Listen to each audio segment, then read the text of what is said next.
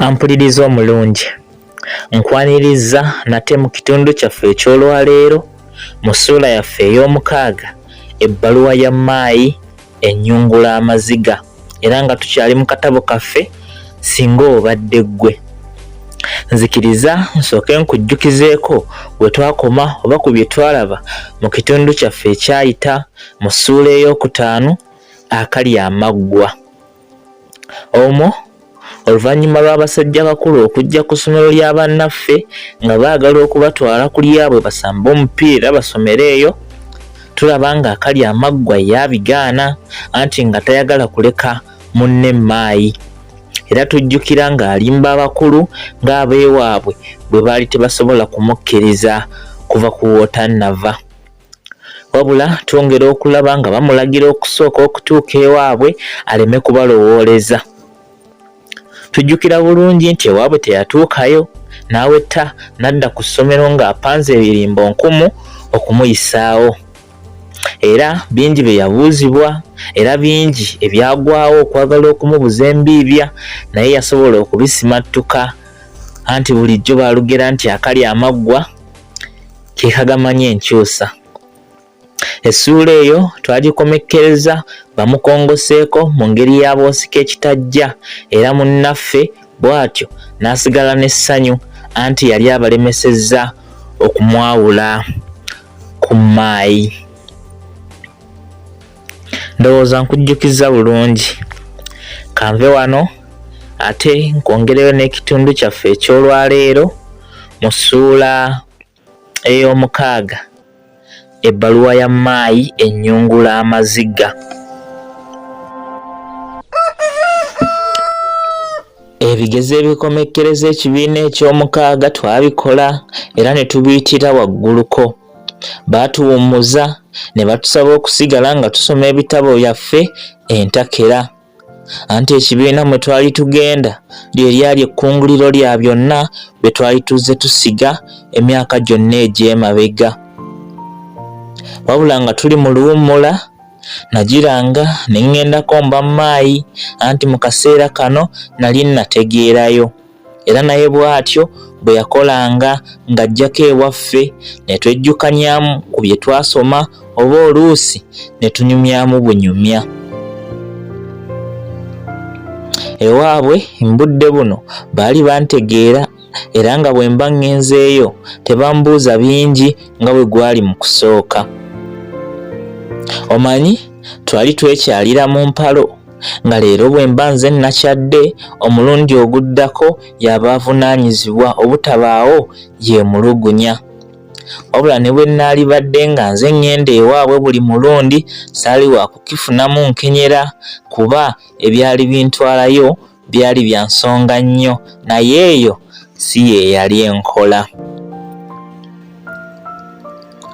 Olw'okuba nze nali nsembeyo okugenda ewaabwe, nali nsigazizza kimu kya kulinda ye ajje, wabula nakanya kukandaalirira na kumulinda nga siraba.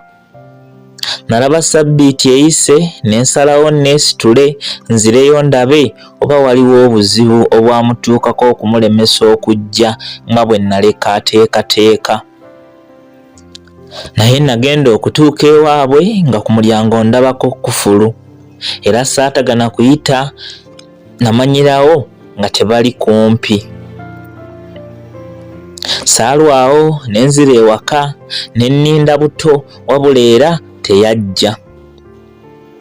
Nga wayiseewo ennaku endala nnya nate naddayo, wabula ke nasisinkana kyanneeraliikiriza anti ekkufulu nga bwe nagireka bwe yali ng'eraga tenyeenyezebwanga nako ennaku ezo zonna.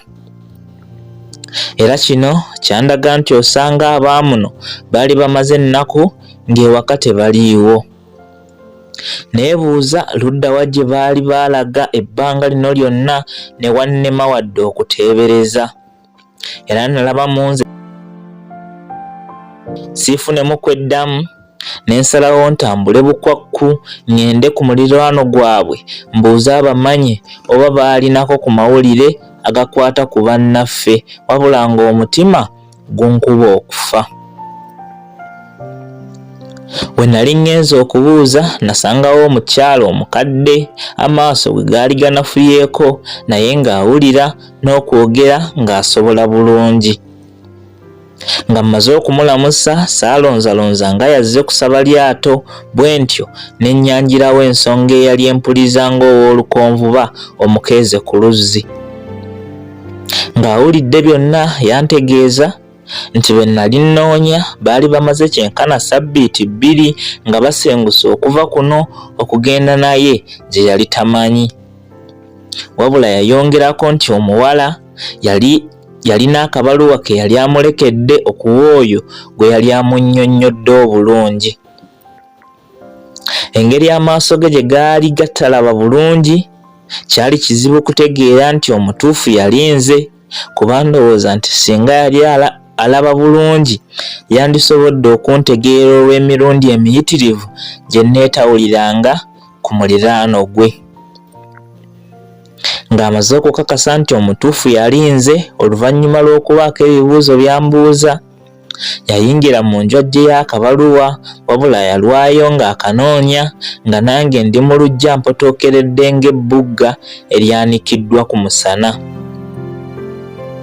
Oluvannyuma lw'akabanga yakomawo wabweru nako bw'atyo n'akankwasa nange ne mmweyanza nga bwe mmwenya era wano saalwawo ne mmusiibula. Nga nkanywezezza natambula mukungujjo nako nga nzira ewaka wabula nga ntya n'okukabikkula kuba byali byansobedde dda.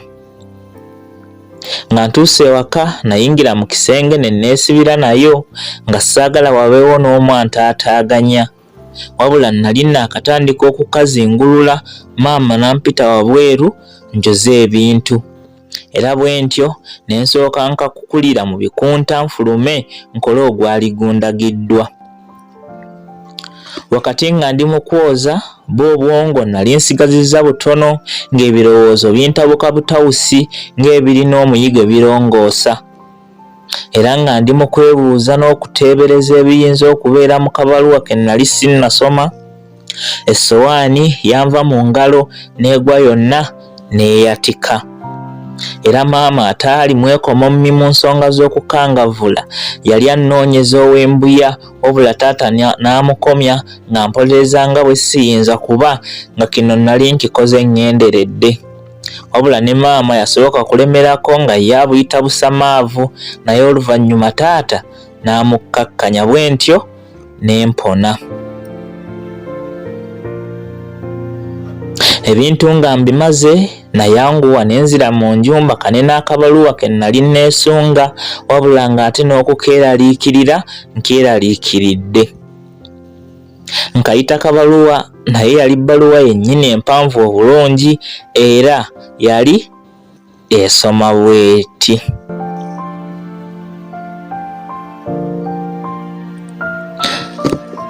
Ampuliriza, kankusaba onzikirize leero nsooke nkomeko wano n'ekitundu kyaffe eky'olwaleero mu ssuula ey'omukaaga, ebbaluwa ya maayi ennyungula amaziga.